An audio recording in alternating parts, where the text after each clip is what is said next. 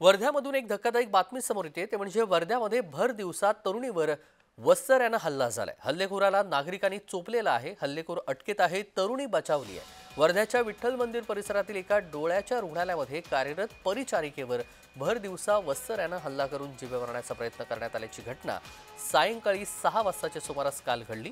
सुदैवानं तरुणीनं जीवाच्या आकांतानं आरडाओरड करत पळ काढल्यानं तिचा जीव वाचलाय। दरम्यान हल्लेखोराला नागरिकांनी पकडून चांगला चोप दिलेला आहे।